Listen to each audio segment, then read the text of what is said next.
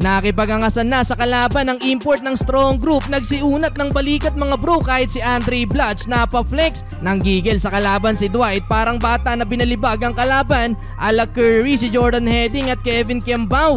Huling game na ng strong group sa group phase pero mapapalaban sila ngayon dahil malakas na koponan ang kaharap nila ngayon ang wala ding talong Al Ahly Tripoli. Well, first quarter, heto na ang hinahanap na kalaban ng strong group. Nabigyan agad tayo mga bro, ganda ng simula ng kalaban na 11-3 start tayo. Mabilis ang facing ng opensa sa kalaban. Mamaw yung import nilang point guard na si Walter Munoz. 9 points sa first quarter. Disente pa din naman ang shooting ng strong group sa labas. May tigis ang tres, etong si Liwag, Heading at Kevin Kembao. Pero may shooting din sa labas ang kalaban. Naghahabol tayo ng double digit. Dwight Howard hindi pa makadiskarte sa ilalim. Nakikipag-wrestling na si Superman sa loob ng paint. Pinipisikal din si Dwight, dala ng gigil. Tinulak na ni Howard ang kalaban. Offensive foul tuloy ang ipinito dyan ng referee. Papatapos ang quarter, nagtala pa ng mini run ng SG. Dahilan kung bakit naibaba sa 7 points ang lead ng kalaban, 27-20. Bago magsimula ang second quarter, napatayo na sa upuan si Coach Brian Gurjan at nagbigay ng advice sa mga players. Well, solid ang simula ng strong group mga bro. Biglang nabaliktad ang laban.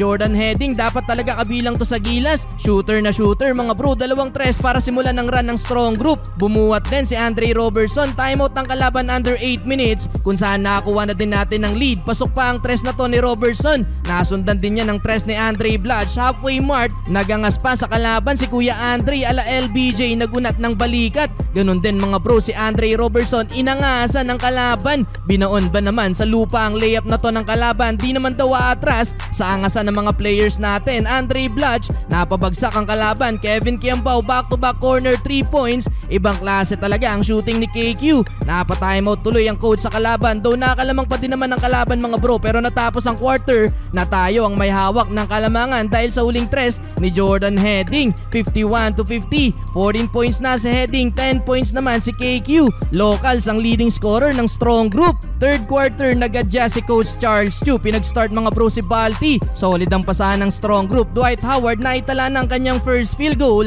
Nakakapagtala din agad ng 2 points etong si Balti. Hindi na dadala ang kalaban mga bro. Lista mo na kapag sa corner tumira etong si Kevin Kembao. Balti mga bro, masama ang balak sa kalaban. Gustong dakdakan. Heto mga bro, Mackenzie Moore, nice pass para kay Dwight. Kinalug na ang rim mga bro. Lobo sa 7 ang lead natin. Jordan Heading ala Stephen Curry na ang init beyond the arc. Well, nangain na sa ilalim si Dwight pero may palag talaga ang kalaban. Muling naibaba ang lead ng SG. Nakalamang pa mga bro, nagflex na din ang kalaban. Doon natapos ang third quarter na tayo ang may hawak ng 1 point lead, 74-73. Well, fourth quarter na 6 to nating start tayo ng kalaban mga bro. Nabura yan sa 2 points ni Dwight Howard, 79-76. Pinairal na ni Howard mga bro ang kanyang NBA experience. Tabla ulit ang laban sa 81 under 4 minutes. Dahil sa 2 free throws ni Kevin Kembao, lamang ulit ang strong group, 83-81. Andre Robertson, crucial rebound, naipasa kay Andre Blatch, 85-82.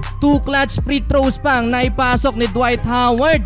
Pwedeng pwede pa sa NBA si Dwight, lamang na ng 7 points ang strong group, 89-82. Kaya naman sigawan na ng uwian na ang mga Pinoy fans. Napatayo pa kay Dwight etong dalawang babae mga bro. Sa uli, panalo pa din ang strong group at 5-0 ang record natin.